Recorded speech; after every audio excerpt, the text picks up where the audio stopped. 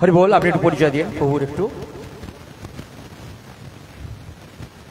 হরে কৃষ্ণ, হরি বল। তো প্রথমেই আমি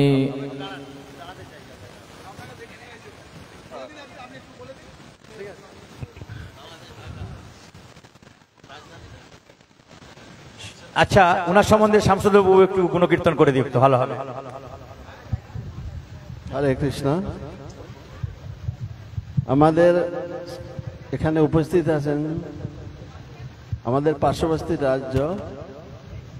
রাষ্ট্র যেটা বাংলাদেশ আপনার বলেন, ওটা ভারতের পূর্বে ভারতের মধ্যেই ছিল।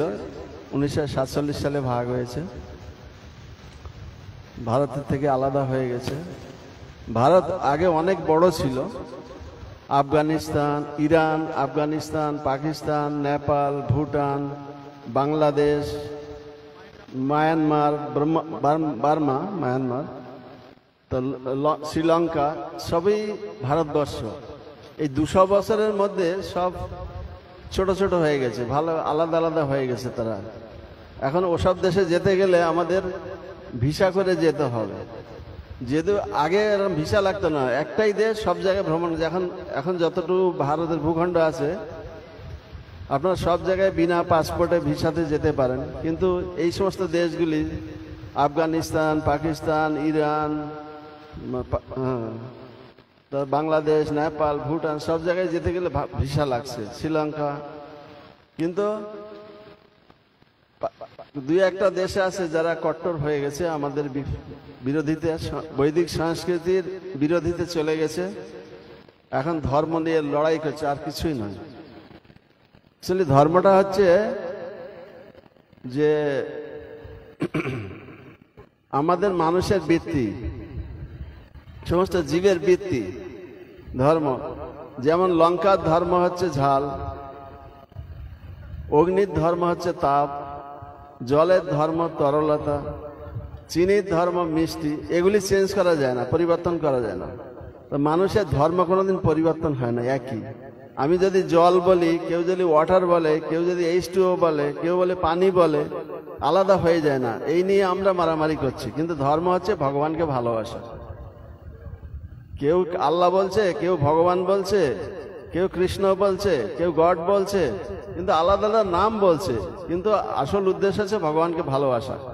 এই নিয়ে যে শিক্ষার অভাবে সবাই ধর্মকে নিয়ে মারামারি কাটাকাটি করছে। কিন্তু এই পাশের দেশ আপনারা শুনেছেন, আমাদের যে মনিরাম প্রভু এসছেন, তিনি ঢাকায়, তিনি তার উচ্চশিক্ষা সমাপ্ত করে ইসকনের সংস্পর্শে এসে তিনি ইসকনে যোগদান করেন এবং ওখানে বাংলাদেশে ঢাকাতে, রাজধানীতে তিনি বহু প্রচার করেছেন।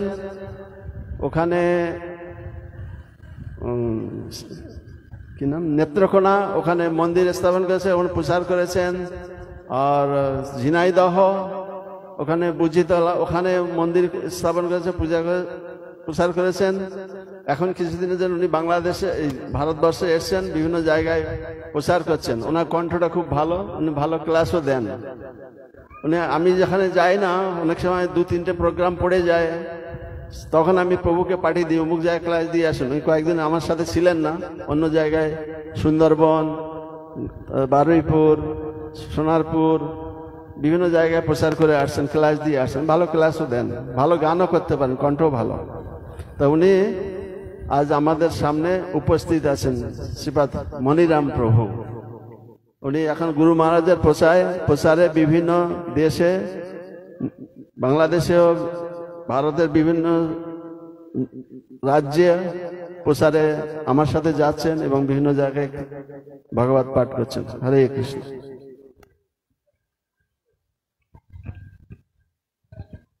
হরে কৃষ্ণ। তো সকলকেই আমি দণ্ডবত প্রণতি জানাই এবং প্রথমেই জানাচ্ছি আন্তর্জাতিক কৃষ্ণ ভবনামৃত সংঘ ইসকন এর পক্ষ থেকে সবাইকে রামনবমী শুভেচ্ছা এবং কৃষ্ণপ্রীতি ও শুভেচ্ছা। তো এখানে যারা আছেন এবং দূর দূরান্তে যারাই শুনছেন, মাইকটা অনেক দূর পর্যন্ত গিয়েছে। আমি সকল এলাকাবাসী এবং পুরো এই বাগনান এলাকাবাসীর উদ্দেশ্যে বলছি, আজকে যে আয়োজন করা হয়েছে এই রামনবমী উপলক্ষে, এটা আমাদের সনাতন ধর্মের জন্য একটি গর্বিত বিষয়। তো এখানে যারা উপস্থিত আছেন এবং যারা উপস্থিত হতে পারেননি, তারা যে যে স্থানে আছেন, কর্মে আছেন এবং যে কোনো অবস্থায় আছেন, আপনারা সেখানে বসেই ভগবান রামচন্দ্রের লীলা কথা মাহাত্ম্য শ্রবণ করুন।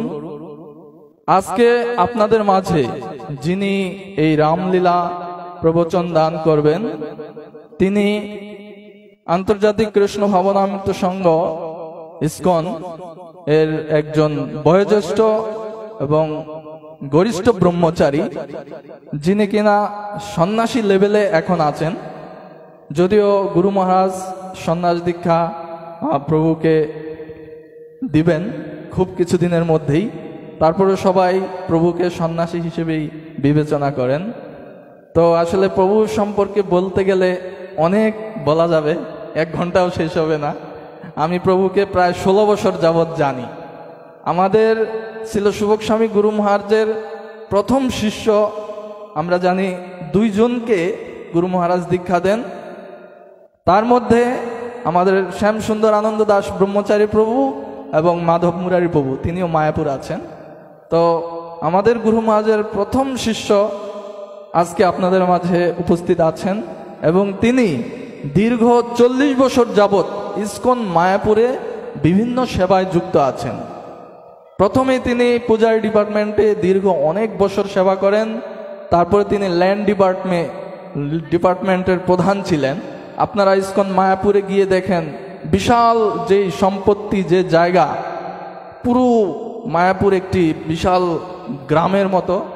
তো এই সকল জমিগুলি প্রভু দেখাশোনা করতেন, কেনাবেচা বিভিন্নভাবে। তো প্রভুর দায়িত্বে ছিলেন। এরপরে প্রভু ট্রেজারি, বিভিন্ন আমাদের ইসকনের যত হিসাব নিকাশ, অ্যাকাউন্ট, এটাও প্রভু দেখাশোনা করেন। এরপরে প্রভু প্রচারে বিভিন্ন জায়গায় তিনি পূজারি ডিপার্টমেন্টে ছিলেন এবং তিনি একজন ট্রেনার। তিনি যজ্ঞ এবং অর্চন, বিভিন্ন পূজা আদি কিভাবে করতে হয়, এগুলি তিনি প্রশিক্ষণ দেন বিভিন্ন দেশে দেশে গিয়ে। সিঙ্গাপুর, মালয়েশিয়া, ইন্দোনেশিয়া, বালিতে, অনেক জায়গায় গিয়ে তিনি এটার প্রশিক্ষণ দেন। তো প্রভুর গুণমহিমা বলে শেষ করা যাবে না, কিন্তু সবচেয়ে বড় গুণাবলী হচ্ছে প্রভু একজন মহান বৈষ্ণব এবং খুবই সরল মনের অধিকারী। তো এটা আমার খুবই ভালো লাগে। এই জন্য আমি প্রভুর কাছে থেকে একটু সেবা করার অভিলাষ করছি। তো আপনাদের সবাইকে আমি অনুরোধ করব, প্রভুর এই 1 ঘন্টা কি 1.5 ঘন্টা প্রবচন আপনারা খুব মনোযোগ সহকারে শ্রবণ করবেন, রামলীলা শ্রবণ করবেন, এতে আপনাদের সকলেরই ভক্তি বৃদ্ধি হবে। হরে কৃষ্ণ, জয় শ্রী রামচন্দ্র ভগবান কি, রামনবমী মহোৎসব কি, নিতাই গৌর প্রেমানন্দে, হরি হরি বল। হরে কৃষ্ণ। এখানেই শেষ নয়, আজকে প্রথম পর্যায়ে। আগামীকাল ঠিক একইভাবে অনুষ্ঠান হবে। আগামীকাল প্রভু উপস্থিত থাকবেন, এই টিম একইভাবে উপস্থিত থাকবে, একই অনুষ্ঠান পরিবেশন করব। হরি বল। হরে কৃষ্ণ।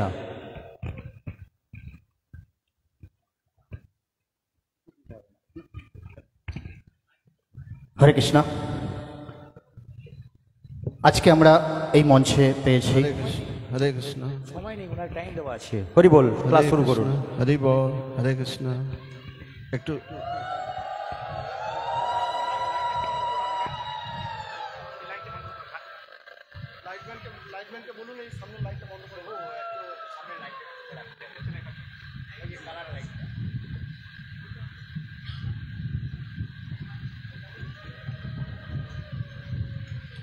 মুখস্থ আছে আমার, আর নেই। রামায় রামচন্দ্র, একটু উঁচু করে দেওয়া যায়।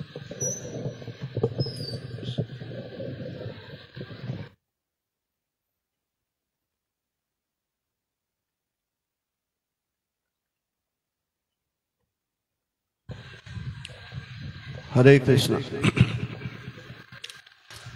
ओम अज्ञानतिमिरन्धस्य ज्ञानाञ्जनशलाकया चक्षुरुन्मिलितं येन तस्मै श्रीगुरवे नमः। श्रीचैतन्यमनःभीष्टं स्थापितं येन भूतले स्वयं रूप कदा मह्यं ददाति पदान्तिकम्।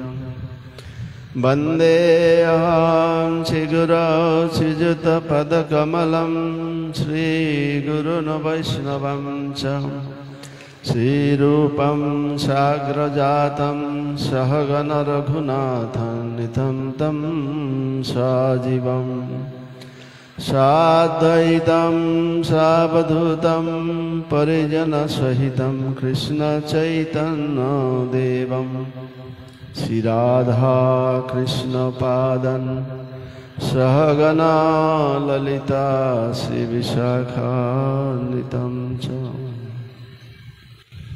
नमोऽयं विष्णुपदाय कृष्णप्रेष्ठाय भूतले प्रभुपादनुगामी श्री सुभगस्वामिने सदा दैनाशिले सुभागाय सर्वजीवकृपाब्धये गुरो शिक्षा सदाचार पालकान्त स्वामिनिति नामिने। नमस्ते सरस्वती देवे गौरवाणी प्रचारिणे निर्विशेष शून्यवादी पार्षद देशतारिणे। नमो महावदन्नाय कृष्ण प्रेम प्रदायते कृष्णाय कृष्ण चैतन्य नाम्ने गौरतिसे नमः। हे कृष्णा करुणा सिंधु दीनबंधु जगत्पते गोपेशा गोपिका कांत राधा कांत नमस्तुते। तप्त कांचन गौरांगी राधे वृंदावनेश्वरी वृषभानुसुते देवी प्रणमामि हरिप्रिये।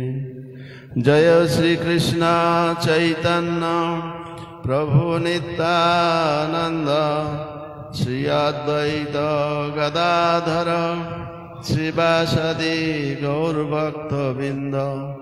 हरे कृष्णा कृष्ण कृष्ण हरे हरे हरे राम राम राम हरे हरे। ओं नमः भगवते वासुदेवाय। সবাই এই মন্ত্রটা উচ্চারণ করবেন। এটা হচ্ছে ওং নমঃ ভগবতে বাসুদেবায়। পরমেশ্বর ভগবান বাসুদেবকে, বসুদেবের পুত্র বাসুদেবকে আমি আমার সশ্রদ্ধ প্রণতি নিবেদন করি। কৃষ্ণকে প্রণাম করা হচ্ছে।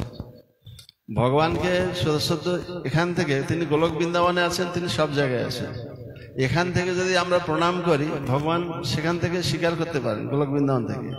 আর মূলত ভগবান সব জায়গায় আছেন, সর্বত্রই। তো আমরা যদি ভগবানকে প্রণাম করি, আমাদের সমস্ত পাপ থেকে আমরা মুক্ত হতে পারবো। প্রণত দেহিনাম পাপ কর্ষণ। ভগবানকে প্রণাম করলে ভগবান আমাদের সমস্ত পাপ থেকে মুক্ত করে দেন। আর যদি পাপ মুক্ত না হয়, তাহলে ভগবানের কথা শুনে আমরা বুঝতে পারবো না। এই জন্য বন্দনা করার সময় আমরা পরমেশ্বর ভগবানকে আগে সশ্রদ্ধ প্রণতি নিবেদন করি। আর যে গুরু পরম্পরা বন্দনা করলাম, তাতে তাদের আশীর্বাদ প্রাপ্ত হলাম। তাহলে আমরা শ্রবণের শক্তি পাবো, আমরা কীর্তনেও শক্তি পাবো। হরিকথা বলতে গেলেও একটা শক্তির দরকার হয়, সেটা আচার্যরা আমাদেরকে প্রদান করেন গুরু পরম্পরায়। এবং তাদের কৃপা হলে আমরা হরিকথা বুঝতে পারবো। তাদের কৃপা না হলে মন উদ্বিগ্ন থাকবে, আমরা ভগবানের কথা শুনেও বুঝতে পারবো না। এই জন্য সবাই আমার সাথে সাথে বলুন, ওং নমো ভগবতে বাসুদেবায়,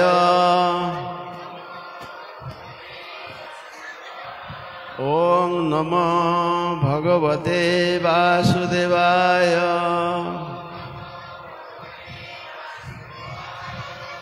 ওং নমো ভগবতে বাসুদেবায়।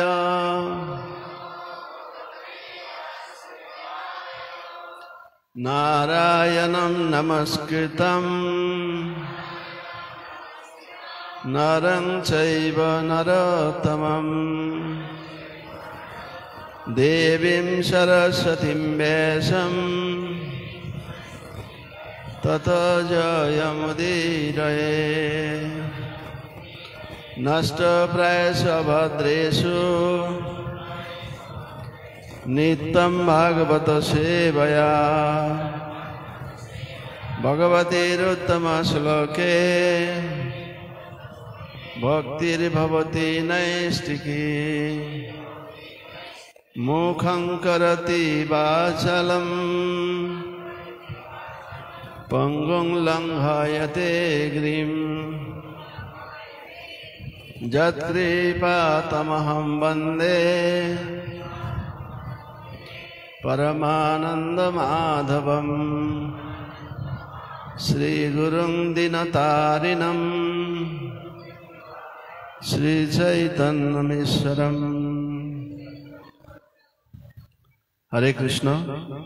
শুধু নুনটিয়া গৌর ভক্তবৃন্দ, মাতৃমণ্ডলী, বৈদ্যনাথ গ্রামের নুনটিয়া বাজার, নুনটিয়া বৈদ্যনাথপুর সমস্ত গ্রামবাসী গৌর ভক্তবৃন্দ সবাইকে সশ্রদ্ধ প্রণতি নিবেদন করি।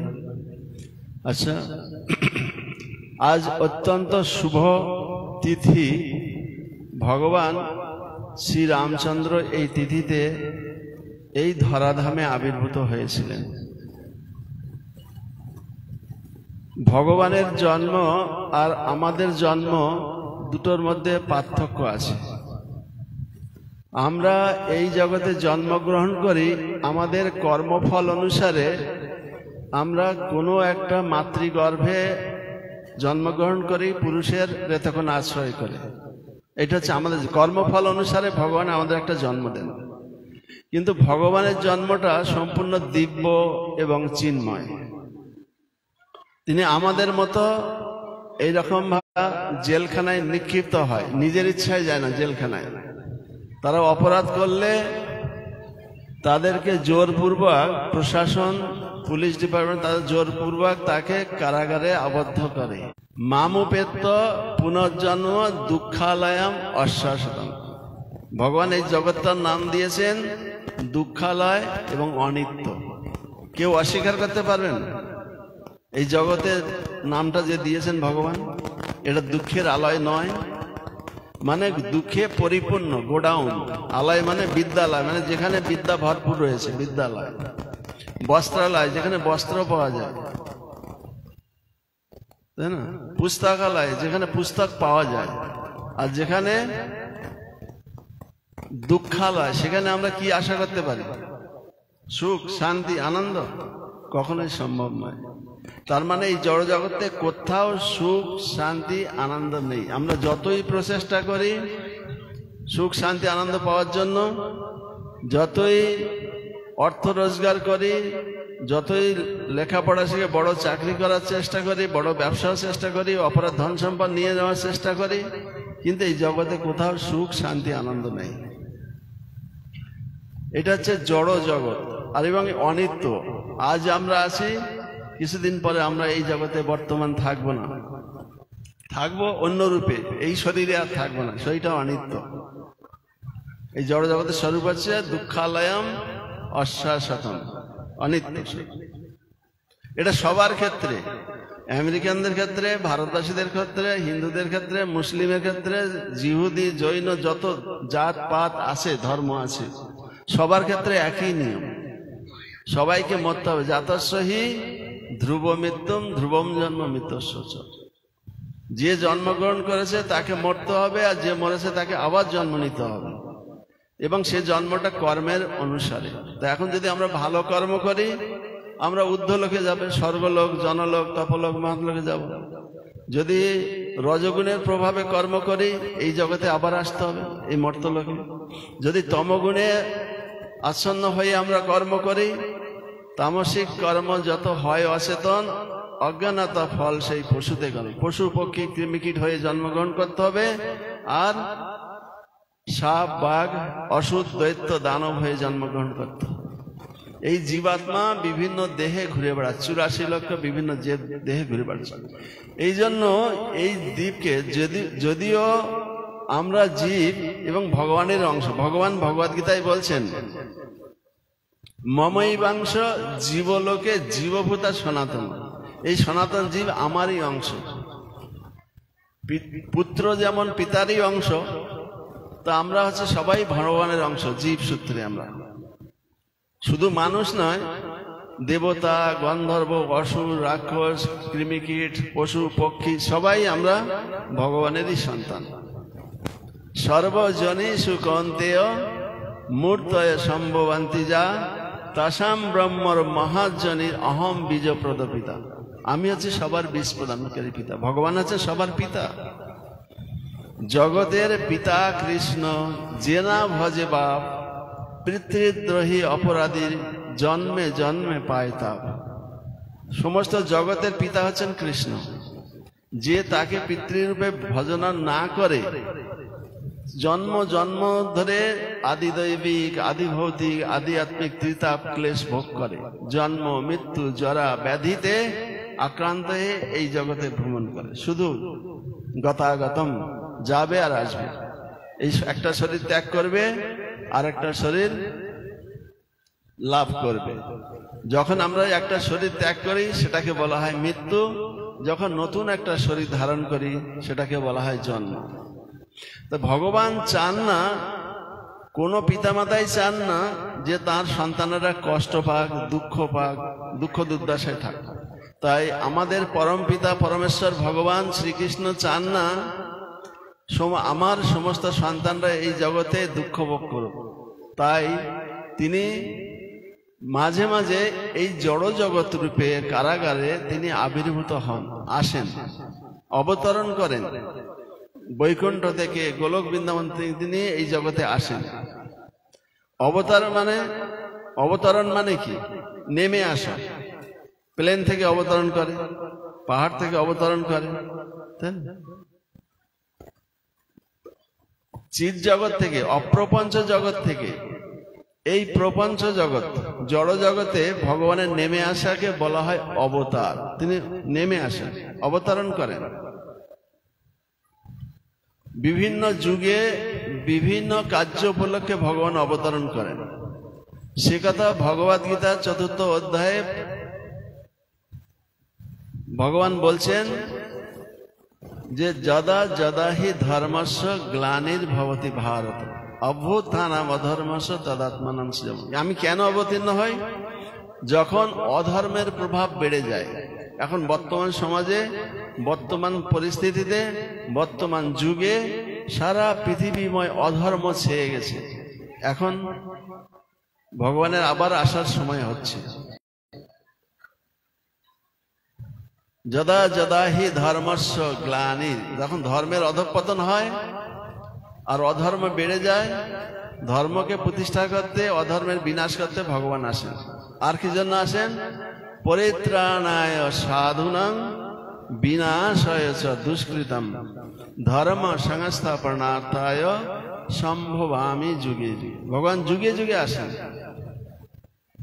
সাধুদের পরিত্রাণ করার জন্য, অসাধুর বিনাশ করার জন্য, যারা অসুর তাদেরকে নাশ করার জন্য, ধর্ম প্রতিষ্ঠা করার জন্য, অধর্মের বিনাশ। পরিত্রাণায় সাধুনাং বিনাশায় চ দুষ্কৃতম। তিনি যুগে যুগে নিজেকে অবতরণ করেন। তো ভগবান শ্রী রামচন্দ্র আজকের এই শুভ দিনে, এখান থেকে 2 যুগ আগে, ত্রেতা যুগে তিনি আবির্ভূত হয়েছিলেন। 4টে যুগ আছে, সত্যযুগ, ত্রেতা যুগ, দ্বাপর যুগ আর কলি যুগ, চারটে যুগ। এটা বারবার ঘুরতে থাকে চারটে যুগ। সত্যযুগে মানুষ সবাই ধার্মিক থাকে, সত্যযুগ। যখন ত্রেতা যুগ আসে 25% অধার্মিক হয়ে যায় আর 75% ধার্মিক থাকে। দ্বাপর যুগে 50-50 হয়ে যায়, অর্ধেক অধার্মিক অর্ধেক ধার্মিক। আর কলিযুগে তার কি হয়, 75% লোক অধার্মিক, ধর্মকে আচরণ করতে চায় না, ভগবত ভজন করতে চায় না, আর জড় বিষয়ে উন্মুখ থাকে। আর 25% লোক আছে তারা ধর্মকে আচরণ করে। কিন্তু এই 25% অর্থাৎ 4 ভাগের 1 ভাগ মানুষ ধর্মকে আচরণ করে, তাও আবার কলিযুগের প্রভাবে তারাও আস্তে আস্তে ছেড়ে দেবে, আর করবে না। লাস্টে কলিযুগ যত শেষ হবে কেউ ধর্মকে আচরণ করবে না। তো ভগবান যেমন কারণ আছে, অবতার জ্ঞান গ্রহণ করেন। এই যে কারণগুলি বলা হলো, ধর্মকে প্রতিষ্ঠা করার জন্য, অধার্মিকদের বিনাশ করার জন্য, অধর্ম বিনাশ, অশুদ্ধের বিনাশ করার জন্য। সত্যযুগে ভগবান এসেছিলেন হিরণ্যকশিপু হিরণ্যাক্ষকে বধ করতে। বরাহদেব রূপে আসছিলেন, নরসিংহদেব রূপে আসছিলেন। ত্রেতা যুগে এই সমস্ত অসুররা সারা পৃথিবীর লোককে, এই ভূমণ্ডলে সবাইকে উত্তক্ত করে রেখেছিলেন, সবাইকে মার দাঙ্গা করে সবাইকে নিপীড়িত করেছিলেন। তাই ভগবান দেবতা এবং সমস্ত মানবদের, জীবদের মঙ্গল হেতু তিনি অবতরণ করেছিলেন সেই সমস্ত অসুর বধ করার জন্য। তারা এমন প্রবল পরাক্রান্ত অসুর ছিলেন, ভগবানকে আশা ছাড়া আর কোনো উপায় ছিল না। কেন মানুষের পক্ষে, কোনো দেবতার পক্ষে তাদেরকে বধ করা সম্ভব ছিল না। হিরণ্যাক্ষ, হিরণ্যকশিপু, যদিও তারা ছিলেন কশ্যপ ঋষির সন্তান, তারা এত বলিয়ান ছিলেন যে কোনো মানুষ, কোনো দেবতা তাদেরকে বধ করতে পারেননি। কিন্তু সারা জগৎকে পীড়িত করে রেখেছিলেন তারা। তাই তাদেরকে বধ করে সমস্ত জনগণকে, সমস্ত মানবকে, সমস্ত দেবতাদেরকে মুক্ত করার জন্য ভগবান বরাহদেব রূপে আবির্ভূত হয়ে হিরণ্যাক্ষকে বধ করেছিলেন এবং নৃসিংহদেব রূপে আবির্ভূত হয়ে হিরণ্যকশিপুকে বধ করেছিলেন। এই রূপে ভগবান অনেক অবতার, মৎস্য রূপে। হয়গ্রীব নামক একটা অসুর যখন বেদকে চুরি করে নিয়েছিলেন, বেদের অর্থ জ্ঞান, বেদকে চুরি করে নিয়েছিলেন, নিয়ে সমুদ্রের নিচে বসবাস করছিলেন। তো ভগবান দেখে সমুদ্রের নিচে কে তাকে তার থেকে উদ্ধার করবে।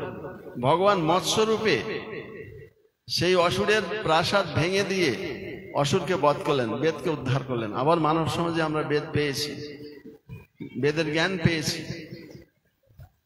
বেদ কথার অর্থ হচ্ছে জ্ঞান। যে বেদ মানে না সে হচ্ছে নাস্তিক, তার কোনো জ্ঞান নাই, নাস্তিক। বেদ কথার অর্থ হচ্ছে জ্ঞান। 4টে বেদ আছে, ঋগ, যজুর, সাম, অথর্ব। তো মৎস্যরূপে আসতে হলো, সমুদ্র মন্থনে সব দেবতাদেরকে সহায়তা করার জন্য কুর্মরূপে আসতে হলো। এইভাবে অসংখ্য অবতার আসেন। ত্রেতা যুগে ভয়ঙ্কর অসুর জন্মগ্রহণ করলেন, তাও আবার ঋষির পুত্র রূপে। কে? বিশ্রবা ঋষির পুত্র রূপে আসলেন। বিশ্রবা ঋষির 3 পুত্র, 1 কন্যা আছে, আপনারা সবাই জানেন। রাবণ বড়, দ্বিতীয় হচ্ছে কুম্ভকর্ণ, তৃতীয় হচ্ছে বিভীষণ। 3 ভাই 1 বোন, শূর্পণখা। তারা মহাপরাক্রান্তশালী ছিল, মহাপরাক্রমী।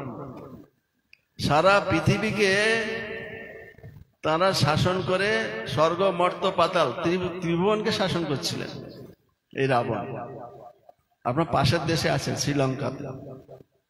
এখন রাবণ নেই, অন্যরা আছেন। এইসব ভয়ঙ্কর অসুরদেরকে মারার জন্য ভগবানকে নেমে আসতে হয়েছে। অন্য কারো পক্ষে সম্ভব ছিল না এই জগতে আসার জন্য। এদেরকে মেরে এদের থেকে জনগণকে রক্ষা করার জন্য আর কারো সম্ভব ছিল না। এই জগতে দুই রকম প্রাণী আছে, দুই রকম মনুষ্য আছে, শাস্ত্র বলছে। একরকম হচ্ছে দেবতা, আর রকম হচ্ছে অসুর। দৌভূত মানে দুই রকম জীব আছে। দৌভূত স্বর্গে লোকে অস্মিন দৈব আসুর এবচ বিষ্ণু ভক্ত স্মৃত দৈব আসুরস্তর বিপর্যয়। এই জগতে দুই প্রকার লোক আছে, যারা হচ্ছে দেবতা আর অসুর, দুই প্রকার প্রাণী। তো যারা বিষ্ণু ভক্ত, যারা কৃষ্ণের ভক্ত, তাদেরকে বলা হয় দেবতা। যারা কৃষ্ণের আরাধনা করে, বিষ্ণুর আরাধনা করে। আমরা যদি বলি সনাতন ধর্মে অনেক দেব দেবী রয়েছেন, তারা সবাই বিষ্ণুর ভক্ত। তারা ভগবানের নির্দেশে বিভিন্ন ভগবানের বিভিন্ন ডিপার্টমেন্ট দেখাশোনা করছেন। কি? যেমন ইন্দ্র জলের দেবতা, লক্ষ্মী দেবী অর্থে ধনের দেবতা দেবী, বিদ্যা দেবী সরস্বতী, নারদ মুনি যোগাযোগ মন্ত্রী, অশ্বিনী কুমার দয় তারা স্বর্গের ডাক্তার। বিভিন্ন বিভাগ দেখাশোনা করছেন বিভিন্ন দেব দেবীরা।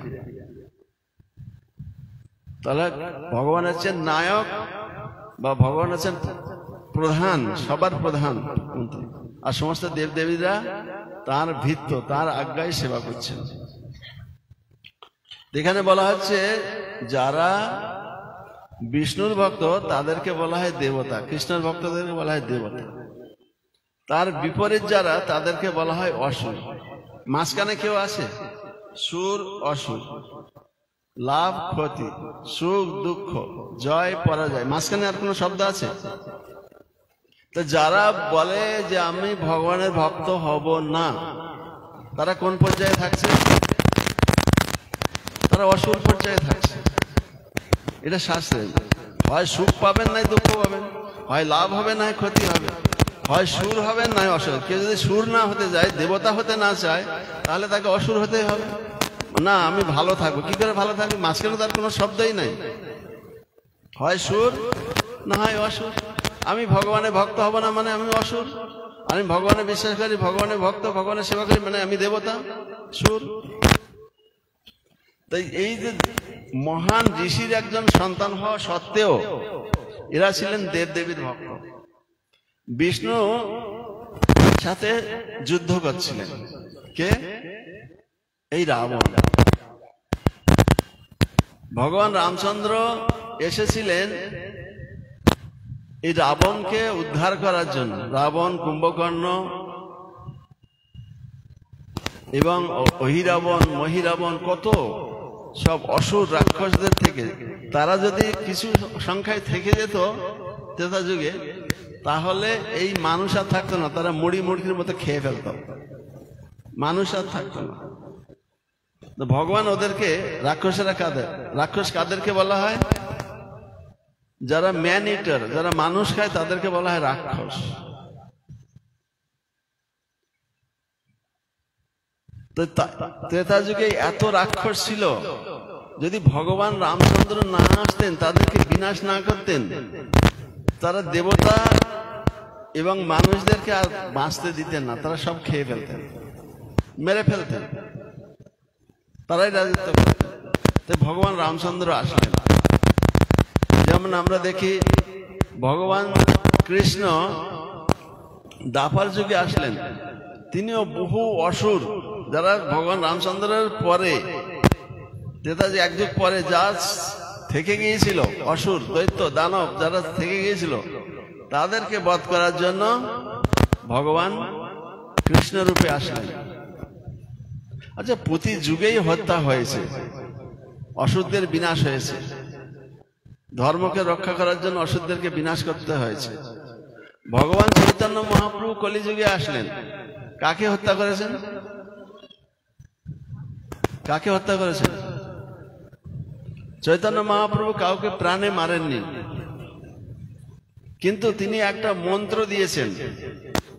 সেই মন্ত্রটা উচ্চারণ করলে তার মধ্যে যে আসুরিক ভাব আছে সেটা মরে যায়।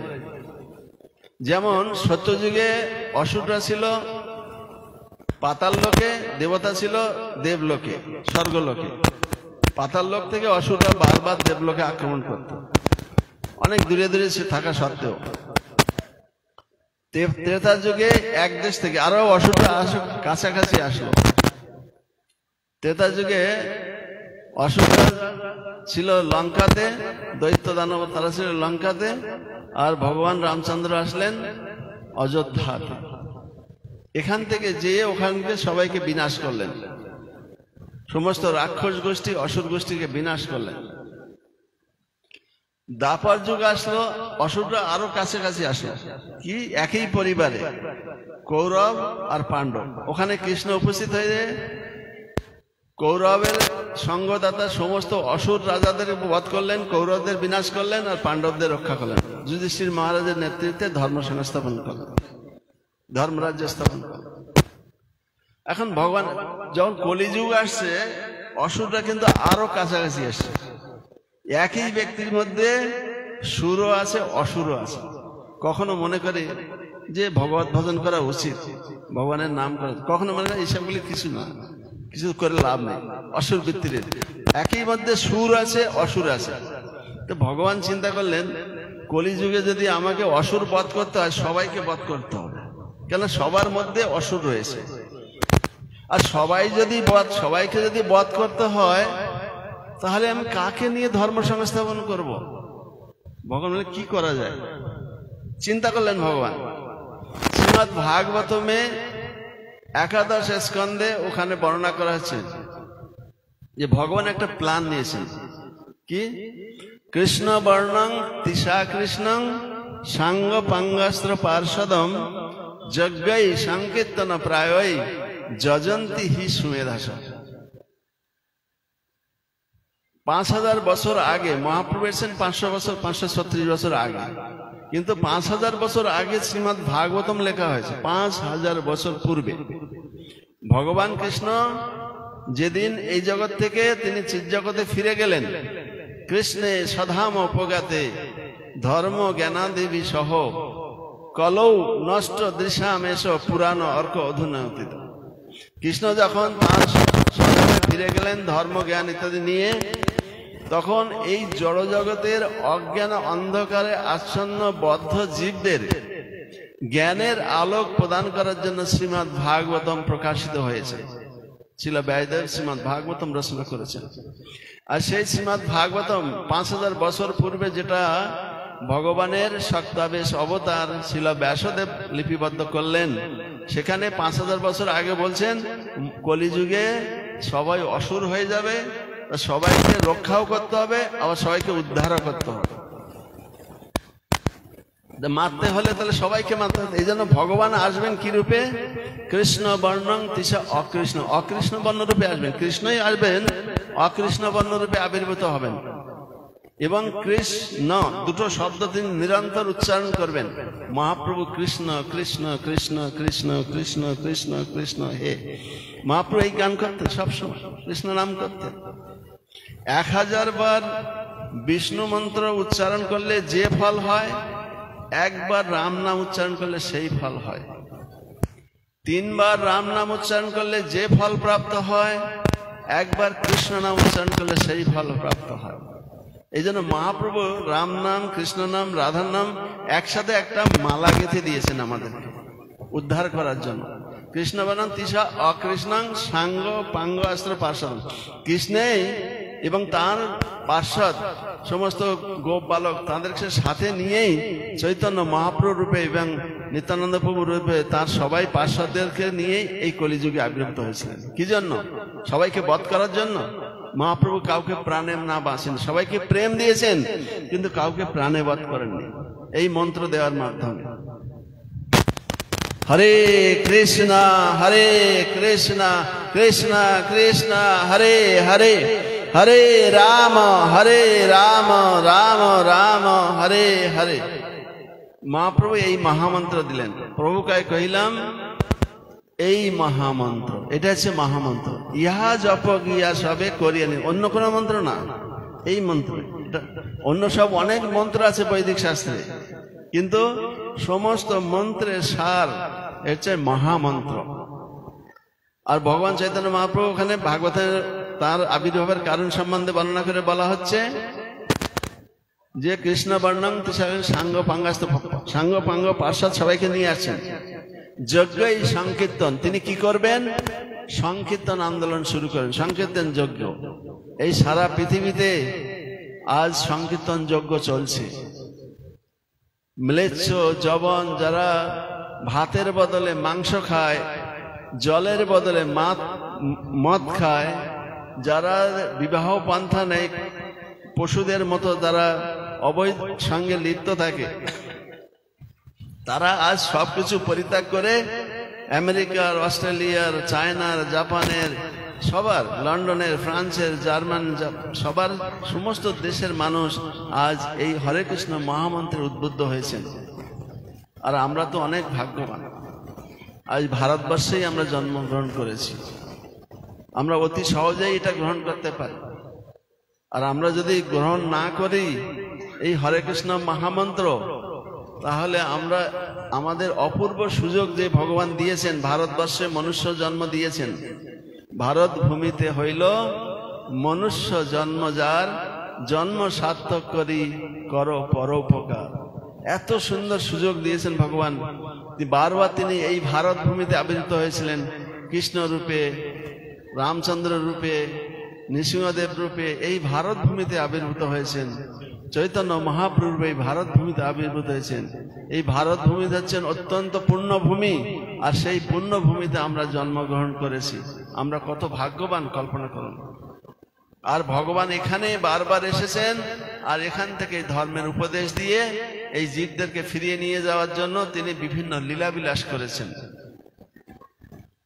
মহাপ্রভু চিন্তা করলেন, আমি যদি সবাইকে মেরে দিই, সবাই তো অসুর এই কলিযুগে, তাহলে কাকে নিয়ে ধর্ম প্রতিষ্ঠা করবেন? এই জন্য মহাপ্রভু কি করলেন, সাঙ্গ পাঙ্গাস যজ্ঞ এই সংকীর্তন প্রায় যজন্তি হি সুমেধস। একমাত্র কলিযুগে যারা বুদ্ধিমান ব্যক্তি তারা এই সংকীর্তন, সুমেধাস মানে মেধা মানে বুদ্ধি সম্পন্ন, আর সুমেধাস মানে যারা অত্যন্ত বুদ্ধিমান, তারা এই সংকীর্তন হরি নাম সংকীর্তন করবেন আর জগতে সবাইকে উদ্ধার করবেন। নিজে যদি জপ করে নিজে উদ্ধার হবেন, আর যদি উচ্চস্বরে জপ করে জগতের প্রাণীগুলি যারা হরিনাম করতে পারে না, যারা শুনতে পারে, তারা সবাই উদ্ধার পাবেন। মহাপ্রভু এক সময়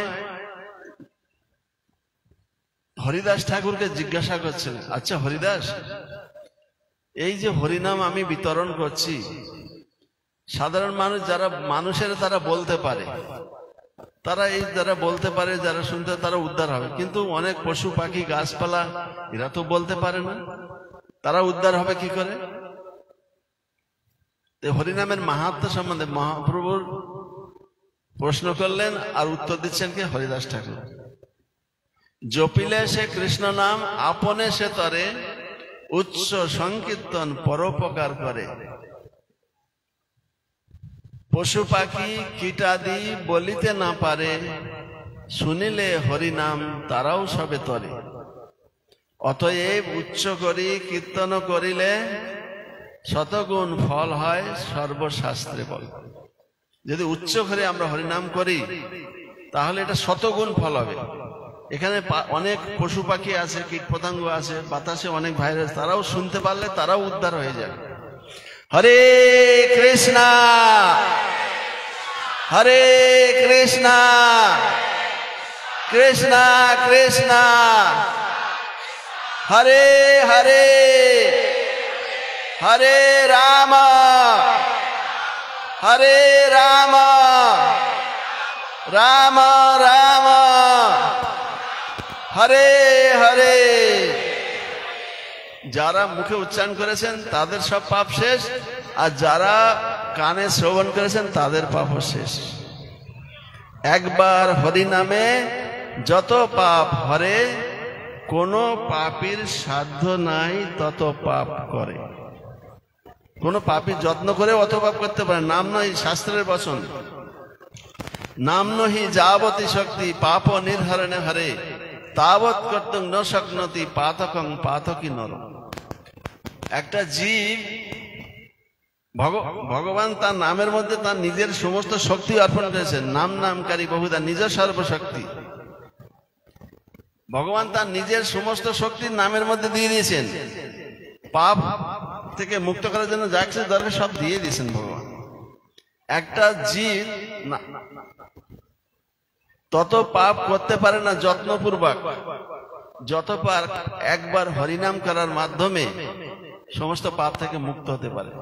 আপনাকে কষ্ট করে প্রয়াগরাজে যেতে হবে না মহাকুম্ভে চান করতে, হরিদ্বারে যেতে হবে না গঙ্গায় স্নান করতে, সপ্তধারায় স্নান করতে, মায়াপুরে যেতে হবে না জগন্নাথ ওখানে গঙ্গায় স্নান করতে। যাবেন সেটা ভালো, সব জায়গায় ভ্রমণ করুন, কিন্তু যদি একবার হরিনাম করেন মহাপ্রভু গৃহের দ্বারে দ্বারে, বিদেশে সারা পৃথিবীতে, ভারতবর্ষে আমাদের সুযোগ আছে হরিদ্বারে যাওয়ার, মায়াপুরে যাওয়ার, বৃন্দাবনে যাওয়ার, প্রয়াগে যাওয়ার, ত্রিবেণী সঙ্গমে স্নান করার। কিন্তু যারা অস্ট্রেলিয়া রয়েছে, আমেরিকায় রয়েছে, জাপানে রয়েছে, জার্মানি রয়েছে, তাদের সুযোগ কোথায় চান করার?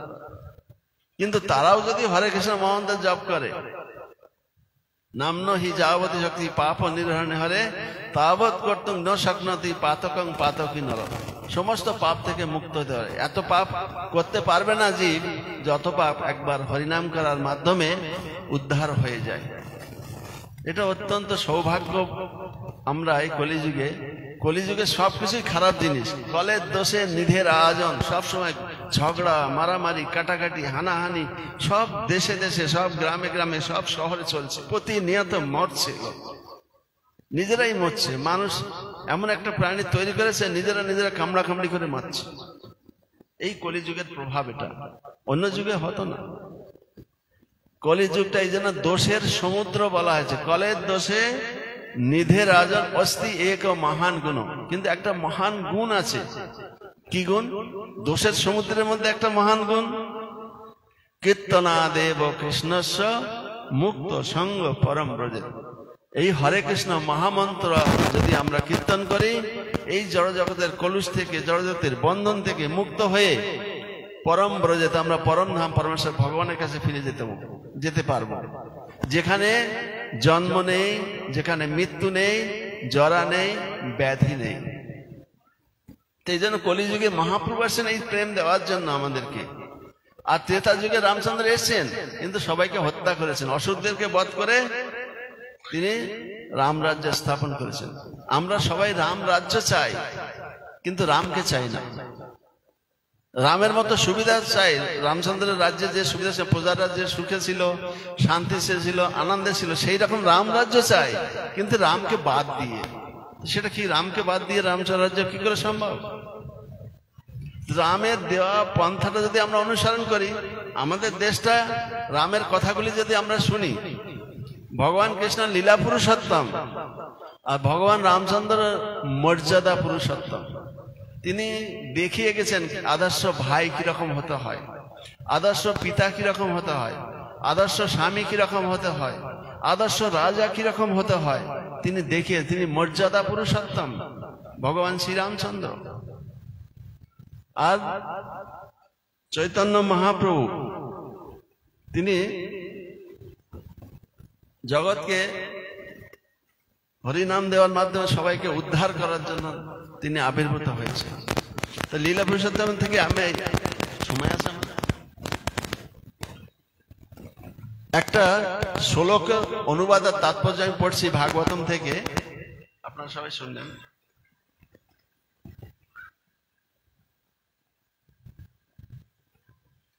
রামচন্দ্রের লীলার একটা শ্লোক আমি পড়ছি। অগ্রহী দাসনম ভ্রাতা প্রণিপত্য প্রসাদিতঃ প্রজা সধর্ম নিরতা বর্ণাশ্রম গুণান্বিতঃ যুগ পিতৃবদ রাম মেনিরে বিতরং চতম। শ্লোকের অনুবাদ পড়ছি, সবাই খেয়াল করে শুনবেন। ভরতের প্রণতি, ভগবান যখন 14 বছর বনবাস, তাঁর সত্য প্রতিপালনের জন্য, পিতার কথাটাকে রক্ষা করার জন্য 14 বছরের জন্য স্বেচ্ছায় তিনি বনে গমন করেছিলেন। অ্যাকচুয়ালি বনে গমন করার আরেকটা উদ্দেশ্য ছিল, তিনি সমস্ত মুনি ঋষিদেরকে উদ্ধার করছিলেন। মুনি হাজার হাজার লাখ লাখ মুনি ঋষিরা তারা বনে জঙ্গলে তপস্যা করছিলেন, তাদেরকে সঙ্গদান করেছিলেন। আর রাক্ষসেরা মুনি ঋষিদের সেবায় বিঘ্ন করতেন, তাদেরকে বধ করে এই ধর্মকে সংস্থাপন করার জন্য ভগবান আবির্ভূত হয়েছিলেন। তো এখানে 14 বছর পর রাবণ এবং সমস্ত রাক্ষসকুলকে বিনাশ করে, রাবণের রাক্ষসকুল ছিল 1.25 লক্ষ নাতি 1.25 লক্ষ পুতি, 1,25,000 তার পুত্র ছিল, 1,25,000 তার নাতি ছিল, আর তাছাড়া অন্য বংশধাররা ছিল। তার মানে কত লক্ষ রাক্ষস কুলকে তিনি নিধন করেছিলেন ভগবান রামচন্দ্র। তার শুধুমাত্র ধর্মকে প্রতিষ্ঠা করার জন্য, মানুষকে এবং দেবতাকে এই জগতে টিকিয়ে রাখার জন্য, যারা সৎভাবে চলছে তাদেরকে টিকিয়ে রাখার জন্য। আমরা মানুষ হয়ে যদি অসৎ আচরণ করি তাহলে আমরা অসুরে পরিণত হব। এই যে রাবণের কথা, যে ভগবান শ্রীরামচন্দ্র যাকে মানলেন, যদিও তিনি ঋষির পুত্র, বিশ্ববা ঋষির পুত্র, আর তিনি কার উপাসনা করতেন? শিবের উপাসনা করতেন। এমন মহান ভক্ত শিব, তার উপাসনা করেও তিনি এত বড় অসুর। একটা ঋষির পুত্র, যেহেতু ভগবান বিষ্ণুকে মানেননি, বিষ্ণুর কর্তৃত্বকে স্বীকার করেননি, কৃষ্ণের কর্তৃত্বকে স্বীকার করেননি, তাই তিনি অসুর, তাকে মারতে হলো। কিন্তু তিনি শিবের পরম ভক্ত ছিলেন, শিবজির পরম ভক্ত এই রাবণ, তাকে ভগবান রামচন্দ্র বধ করলেন। তো ভগবান যখন দেশে ফিরে আসছেন অযোধ্যায়, সমস্ত অসুরদেরকে বধ করে, রাক্ষসদের দৈত্য দানবদেরকে বধ করে, তখন 14 বছর পরে ভরতের অনুরোধে, এখানে বলছেন ভরতের প্রণতি এবং শরণাগতিতে প্রসন্ন হয়ে ভগবান শ্রীরামচন্দ্র তখন রাজ সিংহাসন গ্রহণ করেছিলেন। তার রাজ্যাভিষেক হওয়ার কথা ছিল, কিন্তু হঠাৎ করে ভগবানেরই প্ল্যান। কেন এতগুলো ভগবান যদি রাজ্যাভিষেক রাজা হয়ে বসে থাকেন অযোধ্যাতে, এই জগতে যে রাবণ এবং তার বংশধরেরা সারা জগতে অনিষ্ট করছে, তাদেরকে বধ করে জগৎকে কে উদ্ধার করবে? এই জন্য ভগবান ছলনা করে, ভগবান প্ল্যান করে তিনি চলে গিয়েছিলেন। অ্যাকচুয়ালি যেদিন চলে যাবেন ভগবান, তার আগের দিন ভগবান জানে রাজ্যাভিষেক হচ্ছেন, তো ভগবান বলছেন যে এইটা তো আমি তো রাজা হওয়ার জন্য এইগুলি আসিনি, আমাকে অসুর বধ করার জন্য আসতে হয়েছে, কি করা যায়? তাও আবার বিবাহ করার পরেই দশরথ প্ল্যান নিয়েছেন, মন্ত্রীরা প্ল্যান নিয়েছেন রামচন্দ্রকে রাজ্যাভিষেক করবে। তিনি সেই রাত্রেই, সবাই জানে তার কৈকেয়ী মাতা তার নিজের পুত্র ভরতের থেকেও অধিক ভালোবাসতেন শ্রী রামচন্দ্রকে। কৈকেয়ী মাতা রামচন্দ্রকে, কৌশল্যা ভরতকে ভালোবাসতেন, ভরত কৌশল্যার কাছে থাকতেন, কিন্তু রামচন্দ্র থাকতেন রামের কাছে, কৈকেয়ীর কাছে। তাকে রামচন্দ্র কৈকেয়ীর প্রাণ, আর তাকে বনবাস দিবে কি করে? এটা সম্ভব নয়। যেদিন আচার্যরা ব্যাখ্যা করছেন, আমরা ভাবি কৈকেয়ী হচ্ছে জঘন্য চরিত্রের, আর ভগবান রামচন্দ্রকে বনবাসে পাঠিয়ে দিয়েছে নিজের ছেলেকে রাজ্য দেওয়ার জন্য। না, ভগবান রামচন্দ্র তার যেদিন রাজ্যাভিষেক হবে ঘোষণা হয়ে গেছে, তার আগের রাত্রে রামচন্দ্রকে তার আগের দিনে তিনি মায়ের কাছে বলছে, মা, কৈকেয়ী মা, দশরথের 3 পুত্র কৌশল্যা, কৈকেয়ী, সুমিত্রা। কৈকেয়ী মার কাছে গিয়েছেন, মা তুমি আমাকে ভালোবাসো? বলছে ভালোবাসি না মানে, আমার প্রাণের থেকে তোমাকে ভালোবাসি, তুমি যদি প্রাণটা চেয়ে নাও তো আমি দিয়ে দিচ্ছি এখন। কৈকেয়ী এত ভালোবাসতেন, বলছে আমি যা চাইবো তুমি দিবে? বলছে তোমার দেওয়ার আমার কি আছে, তুমি সবকিছু তোমার, তুমি যা চাইবে তাই দিও। তখন কৈকেয়ী মাকে বলছেন, মা সব রাজ্যে ঘোষণা হয়ে গেছে আমি রাজা, কিন্তু আমার অনেক কাজ বাকি আছে, আমাকে চলে যেতে হবে বনে। আমার বদলে ভরতকে রাজ সিংহাসন দিন আর আমাকে 14 বছরের বনবাস দিন। এটা কইকেয়ী মা কেঁদে ফেলেছে, কি করে সম্ভব সেটা? বলছে না, কইকেয়ী মাকে বলছে, কইকেয়ী মা তুমি আমাকে বচন দিয়েছে যা চাইবো তাই দিবে, এখন মা কি করবে? তাকে যুক্তি খাটাতে হলো কি করে রামকে বনবাসে, কিন্তু মা কখনো চান না। ভরত বুঝতে পারেনি বলে ভরত মাকে ত্যাগ করেছিলেন, কেন রামচন্দ্রকে বনবাসে দিয়েছিলেন, এই জন্য মাকে কইকেয়ী মাকে ত্যাগ করে দিয়েছিলেন। কিন্তু দেখুন রামচন্দ্র কইকেয়ী মাকে এসে প্রথমেই কইকেয়ী মাকে প্রণাম করেছেন, কইকেয়ী মায়ের ঘরে গিয়েছেন, কইকেয়ী মায়ের কাছে খেয়েছেন, তারপর নিজের মার কাছে গিয়েছেন। বিন্দুমাত্র যদি কোনো মা যদি তার ছেলেকে 10, 15 বছর 14 বছরের জন্য বনবাস দেয়, তার মায়ের প্রতি রাগ থাকবে কিনা? কিন্তু রামচন্দ্রের মনে বিন্দু মাত্র রাগ নেই, কেন এই প্ল্যানটা তাঁরই। ভগবানের ইচ্ছা ছাড়া গাছের একটা পাতাও নড়ে না, ভগবানের প্ল্যান সবকিছু।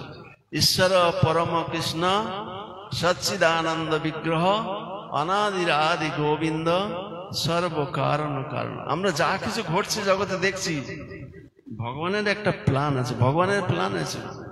আমরা মনে করছি আমরা করছি, প্রকৃতি ক্রিয়মানানি গুণই কর্মানি সর্বস্ব অহংকার বিমূঢ়াত্মা কর্তা অহমিতি মন্নতি। আমরা ভাবছি আমি কর্তা, আমি করছি না, ভগবান আমাদেরকে দিয়ে করাচ্ছেন, তার প্ল্যানে চলছি আমরা, কিন্তু মনে করছি আমি কর্তা। ভুল বশত, অহংকার বশত আমি কর্তা বলে অভিমান করছি।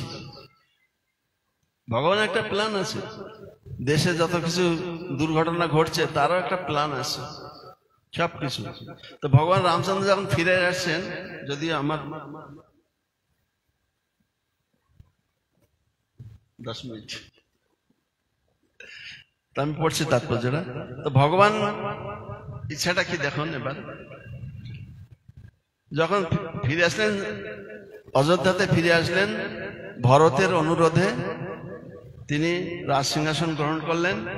পিতা যেমন স্বস্নেহী পুত্রকে পালন করেন, ঠিক সেইভাবে তিনি স্বধর্মনিরত বর্ণ ও আশ্রমোচিত গুণযুক্ত প্রজাদের পালন করেছিলেন, এবং প্রজারাও তাকে ঠিক তাদের পিতার মতো মনে করেছিলেন। পিতা যেমন পুত্রদের স্নেহ করে, সেই রকম ভগবান রামচন্দ্র সমস্ত পিতাদের, সমস্ত পুত্রদেরকে, অর্থাৎ সমস্ত প্রজাদেরকে পুত্রবৎ, নিজের পুত্রের মতো স্নেহ করতেন, আর সমস্ত প্রজারা তাকে পিতার মতো স্নেহ করতেন, পিতার মতো ভালোবাসতেন। এটা কত মধুর সম্পর্ক।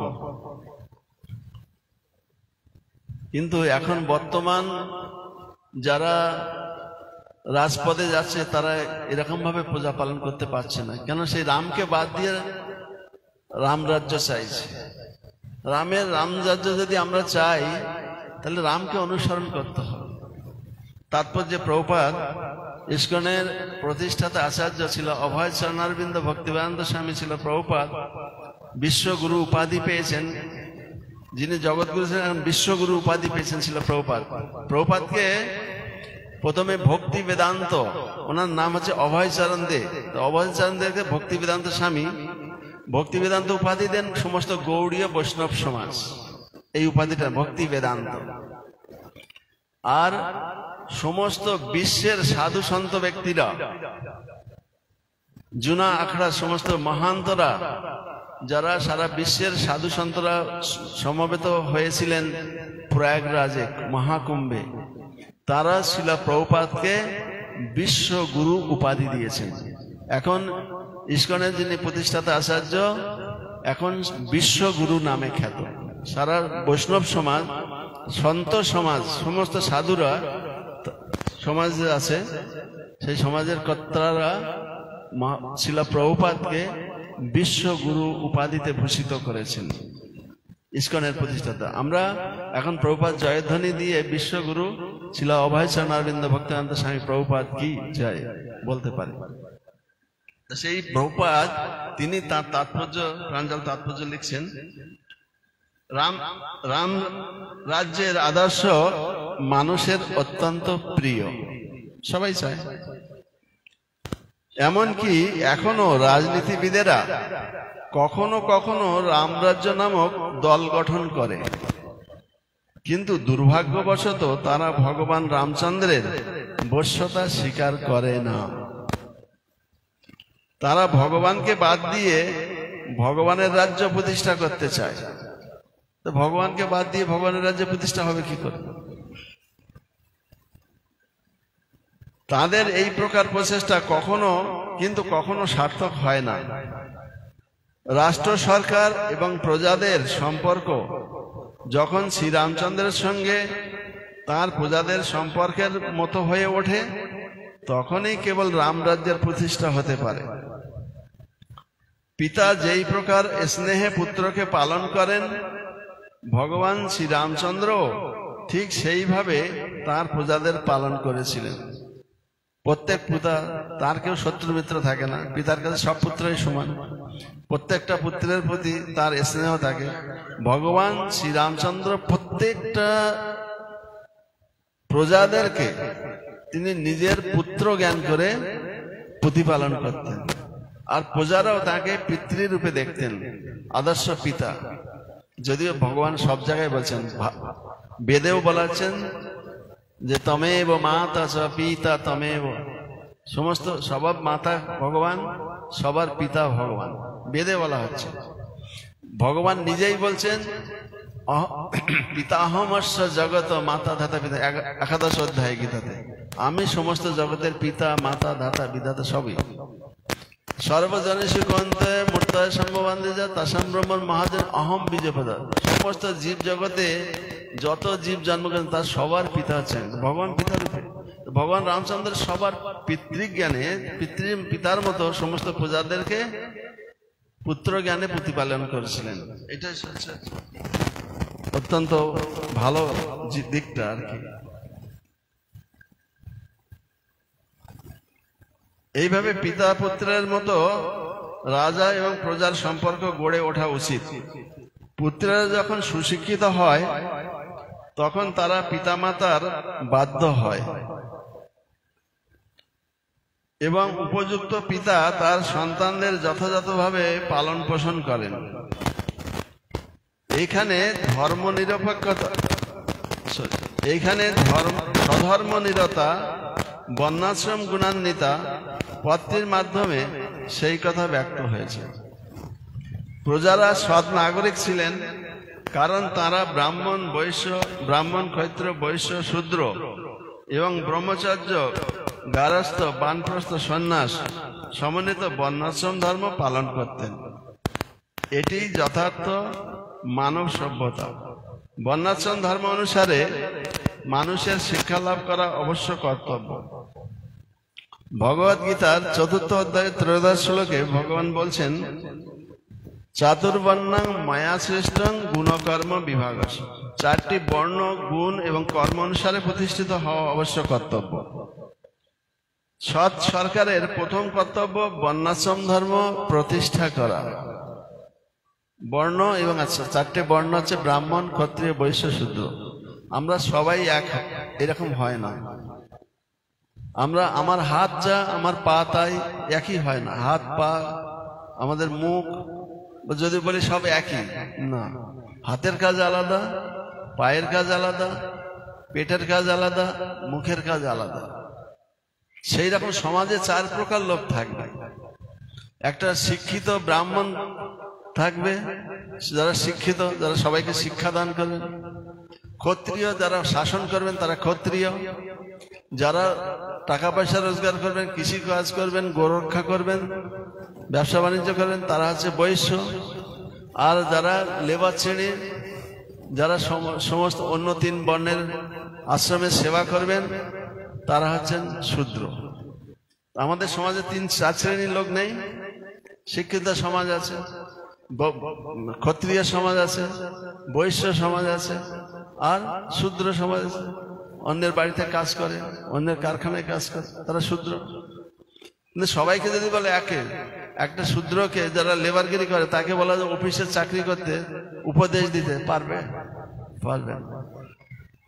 এই জন্য 4টে শ্রেণীর আগে থেকে যোগ্যতা অনুসারে, কর্ম অনুসারে 4টে বর্ণ এবং 4টে আশ্রম ভগবান সৃষ্টি করেছেন। আর যদি আমরা এই বর্ণাশ্রম ধর্ম প্রতিষ্ঠা করতে পারি তাহলে জগতে প্রকৃত শান্তি, সুখ, সমৃদ্ধি আমরা লাভ করতে পারবো। এখানে প্রভুপাদ তাৎপর্য বলছেন, বর্ণাশ্রমের উদ্দেশ্য হচ্ছে মানুষকে ভগবতমুখী করা। বর্ণাশ্রম আচারবতা পুরুষেন পরপুমান বিষ্ণুর আরাধ্যতে পন্থা ন অন্যতত্ত্ব কারণম। সমগ্র বর্ণাশ্রম প্রথার উদ্দেশ্য হচ্ছে মানুষকে বৈষ্ণবে পরিণত করা। তাহলে এটা আমাদের সবার কাজ। ভারত ভূমিতে হইল মনুষ্য জন্ম যার, জন্ম সার্থক করি কর পরোপকার। যারা এই ভারত ভূমিতে মনুষ্য জন্ম লাভ করেছে, মনুষ্য বলে নিজেকে পরিচয় দিচ্ছেন, প্রত্যেকেরই উচিত এই বর্ণাশ্রম ধর্ম প্রতিষ্ঠা করা আর এই হরিনাম করে জগৎকে উদ্ধার করা। হরিনাম করে নিজে উদ্ধার হওয়া আর জগৎকে উদ্ধার করার দায়িত্ব আপনাদেরই সবাইকে। যেমন একটা উদাহরণ দিচ্ছি, সরকার আপনাকে অনেক টাকা দিয়েছে বা অনেক চাল, গম, আটা দিয়েছেন বিতরণ করার জন্য। আপনি যদি বিতরণ না করেন, সব নিজে পুঁজি করে রেখে দেন, তো গভর্নমেন্ট কি করবে? আপনাকে ধরবে, কেন তোমাকে দিয়েছে, তুমি কেন বিতরণ করো না? তো ভগবান চৈতন্য মহাপ্রভু আমাদেরকে এটা দিয়েছেন, এই সম্পদটা। আমরা যদি এইগুলি বিতরণ না করি, সবাইকে হরিনাম না করাই, সবাইকে ভগবত ভক্তি বিতরণ না করি, তাহলে আমরা ভগবানের কাছে একজন অপরাধী হয়ে যাব।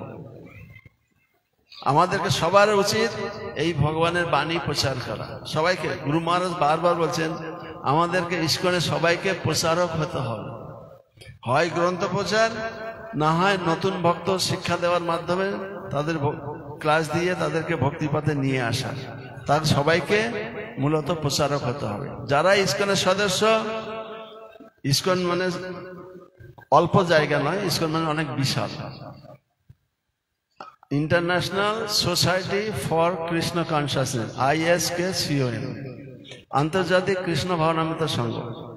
এমন শব্দটা সারা যারাই কৃষ্ণ ভাবনা প্রচার করছে তারাই ইস্কনের সদস্য।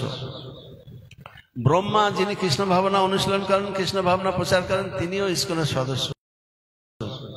শিবজি, নারদমণি যারা কৃষ্ণ ভাবনা অনুশীলন করছেন, কৃষ্ণ ভাবনা প্রচার করছেন, তারাও ইস্কনের সদস্য। এখন বুঝতে পারছেন ইস্কন কথাটার অর্থ কি? যারা কৃষ্ণ ভাবনা প্রচার করছে তারা সবাই ইস্কনের সদস্য। হরে কৃষ্ণ।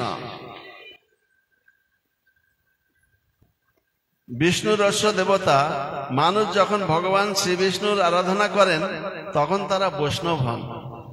আগে আমি একটা শ্লোকে বলেছি যে 2 রকম লোক আছে, যারা বিষ্ণু ভক্ত তারা হচ্ছে বৈষ্ণব, তারা হচ্ছে দেবতা, আর যারা বিষ্ণু ভক্ত নয় তারা হচ্ছে অসুর।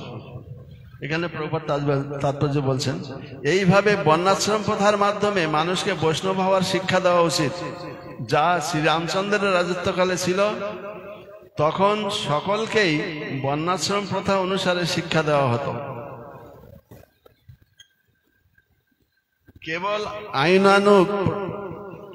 কেবল আইন কানুন প্রণয়ন করার মাধ্যমেই সৎ নাগরিক সৃষ্টি করা যায় না। আইনের মাধ্যমে সৎ নাগরিক করা যায় না, তা অসম্ভব। সারা পৃথিবী জুড়ে কত রাজ্য রয়েছে, লোকসভা এবং রাজ্যসভা রয়েছে, কিন্তু তবুও নাগরিকেরা অনাচারী, দস্যু, তস্করে পরিণত হচ্ছে। অতএব কেবল আইন প্রণয়ন করেই সৎ নাগরিক তৈরি করা যায় না। এর থেকে আর ব্যাখ্যা কি দিবেন? পূর্বপাদ একদম ডিটেলস ব্যাখ্যা দিয়ে দিয়েছেন এখানে। নাগরিকদের যথাযথভাবে শিক্ষা প্রদান করা অবশ্য কর্তব্য। ইঞ্জিনিয়ার, আইনজ্ঞ অথবা জ্ঞানের বিভিন্ন বিভাগের বিশেষজ্ঞ তৈরি করতে যেমন স্কুল কলেজের শিক্ষার প্রয়োজন হয়, তেমনি ব্রাহ্মণ, ক্ষত্রিয়, বৈশ্য, শূদ্র এবং ব্রহ্মচারী, গৃহস্থ, বানপ্রস্থ ও সন্ন্যাসী হওয়ার শিক্ষা স্কুল কলেজে প্রদান করা অবশ্য কর্তব্য। তার ফলে সৎ নাগরিক হওয়ার প্রাথমিক শিক্ষা প্রদান করবে বর্ণাশ্রম গুণান্বিতা। সাধারণ রাজা বা রাষ্ট্রপতি যদি রাজর্ষি হন, তাহলে তাদের সঙ্গে তাদের প্রজাদের সম্পর্ক অত্যন্ত সুন্দরভাবে গড়ে উঠবে এবং তখন আর রাষ্ট্রে বিশৃঙ্খলা কোনো সম্ভাবনা থাকবে না। কারণ তখন দস্যু তস্করের সংখ্যা হ্রাস পাবে। কলিযুগে কিন্তু বর্ণাশ্রম প্রথা উপেক্ষিত হওয়ার ফলে মানুষ সাধারণত দস্যু তস্করে পরিণত হয়েছে। গণতান্ত্রিক প্রথায় এই প্রকার দস্যু তস্করেরা স্বাভাবিকভাবে অন্যান্য দস্যু তস্করদের থেকে অর্থ সংগ্রহ করে এবং তার ফলে প্রতিটি রাষ্ট্রেই প্রচন্ড বিশৃঙ্খলার সৃষ্টি হয় এবং সর্বত্র অশান্তি বিরাজ করে। সেই সমাজে কেউই সুখী হতে পারে না। কিন্তু সৎ রাষ্ট্রের আদর্শ আমরা শ্রীরামচন্দ্রের শাসন ব্যবস্থায় দেখতে পাই। মানুষ যদি তার আদর্শ অনুসরণ করে, তাহলে পৃথিবীর সর্বত্র রামরাজ্য প্রতিষ্ঠা হবে। আমরা যদি রামচন্দ্রের শিক্ষাটা গ্রহণ করি আর সেই শিক্ষায় জগৎকে শিক্ষা দিই, আমাদের ছেলে মেয়েদেরকে যদি রামচন্দ্র কিভাবে রাজত্ব করেছেন, কিভাবে প্রতিপালন করেছেন, কিভাবে আচরণ করেছেন, সেই শিক্ষাটা যদি জগৎকে দিই, সবাই অত্যন্ত ভদ্রলোক হয়ে যাবেন, সবাই ভগবানের ভক্ত হয়ে যাবেন। তাহলে দস্যু তস্কর, হানাহানি, মারামারি, কাটাকাটি, এই কলিযুগের কলহ আর থাকবে না। কিন্তু আমাদের এমনই দুর্ভাগ্য যে আমরা রামকে বাদ দিয়ে রামচন্দ্র ভালো রাজ্যের আশা করছি, কিন্তু রামকে বাদ দিয়ে রামের শিক্ষাটা গ্রহণ করি, রামের আদর্শটা গ্রহণ করি, তাহলে জগতে সুখ, শান্তি, সমৃদ্ধি আমরা আশা করতে পারি। নতুবা এই কলিযুগে হানাহানি, মারামারি থেকে, কলহ থেকে আমরা কোনোদিন রেহাই পেতে পারবো না। ভগবান শ্রী রামচন্দ্র কি জয়, সমবেত গৌর ভক্তবৃন্দ কি জয়, নিতাই গৌর প্রেমানন্দে, হরি হরি বল। কারো কোনো প্রশ্ন আছে? এখানে যারা উপস্থিত আছেন, মাইক তো দুটো গ্রাম শহরের পুরোটাই রয়েছে, এখানে বাজারে পুরোটাই রয়েছে। যদি কারো দুই একটা প্রশ্ন থাকে তাহলে এখানে বলতে পারেন। 1-2 মিনিট, অলরেডি 4 মিনিট অতিবাহিত হয়ে গেছে, 9টা 4 বাজে। হরে কৃষ্ণ, দণ্ডবাদ শ্রীচরণ প্রভু। আমার একটা সংযোজন ছিল, আপনি যদি একটু ব্যাখ্যা করে দেন। আমরা জানি ইন্দোনেশিয়া একটা ইসলামিক কান্ট্রি, সারা বিশ্বের মধ্যে সবথেকে বড় দেশ, কিন্তু সেখানে কোনো গণ্ডগোল নেই, কোনো মারপিট হানাহানি নেই, সেখানে সমস্ত ধর্মের মানুষ বাস করেন। একটা বড় ইসলামিক কান্ট্রি পৃথিবীর মধ্যে সবথেকে বড়। এর কারণটা কি?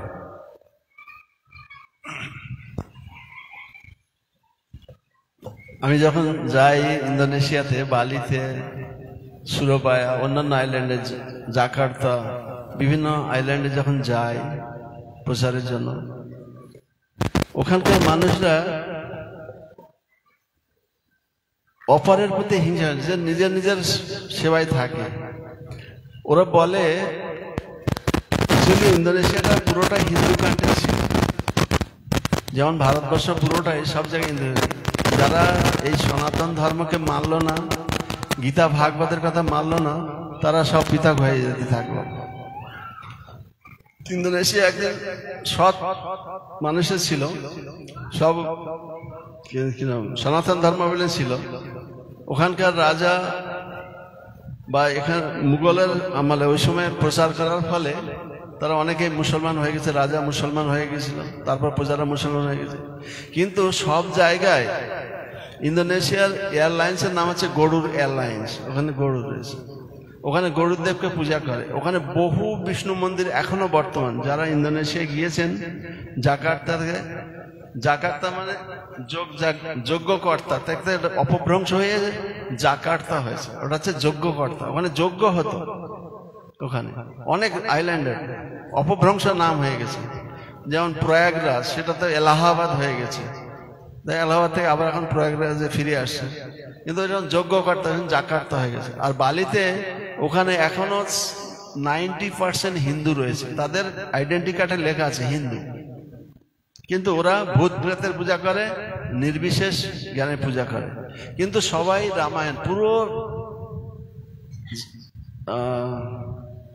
ইন্দোনেশিয়াবাসীরা তারা বলে আমরা মুসলমান, কিন্তু আমাদের গীতা রামায়ণ মহাভারত পড়ে, রামায়ণ মহাভারত অনুসারে ড্রামা করে, অনুষ্ঠান কালচার বলছে এটা আমাদের কালচার, আমরা ইসলাম ধর্ম পালন করি, কিন্তু আমাদের কালচার হচ্ছে রামায়ণ মহাভারত, সেই অনুসারে তারা চলে।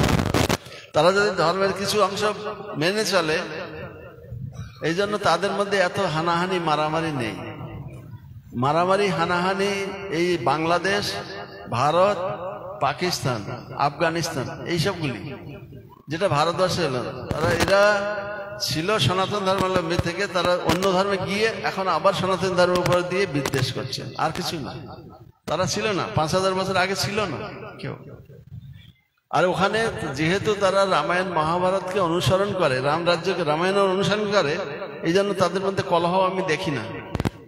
আমরা যদি রামের অনুসরণ করি, ভগবান রামচন্দ্রের অনুসরণ করি, রামের শিক্ষাটা গ্রহণ করি, তো ভাইকে রাজা দেওয়ার জন্য স্বেচ্ছায় রামচন্দ্র তার ভাইকে রাজা করে দিয়ে চলে গেছে। ঠিক আছে, আমার ভাই রাজা হোক, আমি খুশি, আনন্দ। আমি হলে তো ফাইট করতাম না, আমার সম্পত্তি আমি ছেড়ে যাবো কেন, তাই না? বাবার রাজ্য আমি পাওয়ার কথা, রামচন্দ্র বড়, বাবার রাজ্য পাওয়ার ছেড়ে দিয়ে সব ভাইগুলি, রাম ছোট ভাই বলছে আমার দাদা রাজা হবে, ভরত বলছে আমার দাদা রাজা, আমি রাজা হব কেন? আমার দাদা রাজা হওয়ার কথা, সে জ্যেষ্ঠ পুত্র, তার দাদা ফিরে আসছে না বলে পাদুকা এনে সিংহাসনে রাজ্য চালাচ্ছেন। সিংহাসন রামচন্দ্র সিংহাসনে পাদুকা থাকতেন, রামচন্দ্রের পাদুকা প্রতিদিন পূজা করতেন, রামচন্দ্রকে রাজা জ্ঞানে সম্মান করে তারপর তিনি প্রজাদের বিচার করতেন মন্ত্রী মহল নিয়ে। এই হচ্ছে ভ্রাতৃ, এই হচ্ছে রামচন্দ্রের শিক্ষা।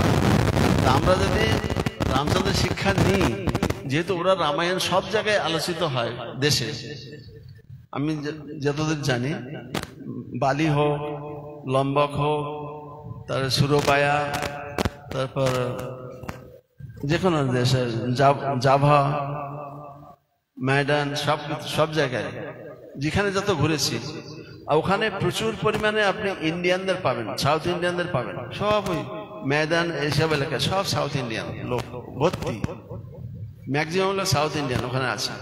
মানে আগে হিন্দু রাজারা ছিল, আর রামায়ণ মহাভারত পড়ানো হতো, এখনো পড়ায়, স্কুল কলেজে পড়ায়। তাই সেই শিক্ষা যদি আমরা যদি মহাভারত রামায়ণ শিক্ষা যদি গ্রহণ করি, আমাদের দেশে যদি কালচার হিসেবে নেয় সবাই, তাহলে মারদাঙ্গা হবে না। এই সৎ শিক্ষা রামচন্দ্র যেটা দিয়েছেন অত্যন্ত মর্যাদা সম্পন্ন, এই জন্য ভগবান হচ্ছেন মর্যাদা পুরুষোত্তম। যদি সেই শিক্ষা গ্রহণ করি, আমাদের মধ্যে হানাহানি, মারামারি, কাটাকাটি কিছুই থাকবে না। হরে কৃষ্ণ। হরি বল। ধন্যবাদ বাবুজি। নেক্সট ঠিক, হরে কৃষ্ণ। আমরা আগামীকাল, এখন আমাদের অনুষ্ঠান চলবে, এরপরে একটা বাগনান সেন্টারের শিশু ভক্তদের পরিবেশিত হবে একটু ভজন কীর্তন, তারপর আছে নৃত্য, তারপরে মহামন্ত্র, নৃত্য কীর্তন সহ সবাই নাচবেন, নৃত্য কীর্তন করবেন, তারপর অনুষ্ঠান শেষ হবে। আগামীকাল ঠিক প্রভু এভাবে আমাদের হরিকথা বলবেন, ঠিক একই সময় আজকে যেভাবে অনুষ্ঠান হলো ঠিক একইভাবে অনুষ্ঠান চলবে। এটা আমরা এই জন্য কর্তৃপক্ষকে ধন্যবাদ জানাচ্ছি। আমরা ধন্যবাদ জানাচ্ছি শামসুন্দানন্দ বাবুকে, ধন্যবাদ জানাচ্ছি আরও যারা ভক্তরা এখানে এসছেন তাদেরকে। এখন নেক্সট আর কীর্তন হবে। এখন কীর্তন পরিবেশন করবেন বৃন্দা দেবী দাসী আর কে কে? হ্যাঁ,